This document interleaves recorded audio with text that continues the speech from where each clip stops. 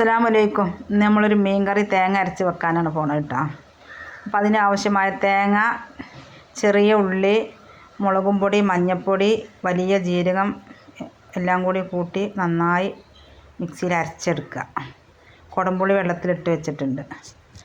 4 തക്കാളി നുറുക്കി അതിലേക്ക് കുറച്ച് ഇഞ്ചി, വെളുത്തുള്ളി എന്നിവ ചതച്ചിട്ട് പച്ചമുളകും അരച്ച് വെച്ച അരപ്പും ചേർത്ത് നന്നായി യോജിപ്പിച്ച് പാകത്തിന് ഉപ്പും ചേർത്ത് നന്നായി വേവിക്കുക. അത് വെന്തതിന് ശേഷം ബത്തളാണ് മീൻ, അത് നന്നാക്കി കഴുകി അതിലേക്ക് ഇട്ട് കൊടുത്ത് നമ്മളെ കറി ഇവിടെ റെഡിയായി തുടങ്ങി.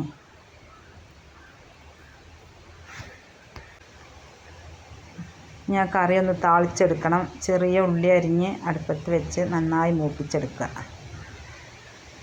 അതിലേക്ക് ആവശ്യമായ വേപ്പിൻ്റെ ഇലയും ചേർത്ത് മൂപ്പിച്ചെടുത്ത് താളിച്ച് ചപ്പും പുതിനയും ചെറുതായി അരിഞ്ഞ് നമ്മൾ കറിയിലേക്ക് അങ്ങനെ നമ്മളെ ബത്തൾ കറിയൊക്കെ ഇവിടെ റെഡി ആയിട്ടുണ്ട്. എല്ലാവരും ഉണ്ടാക്കി കഴിച്ച് നോക്കണം. ഇഷ്ടപ്പെട്ടാൽ ലൈക്ക് ചെയ്യുക, ഷെയർ ചെയ്യുക, സബ്സ്ക്രൈബ് ചെയ്യുക. അസ്സലാമു അലൈക്കും.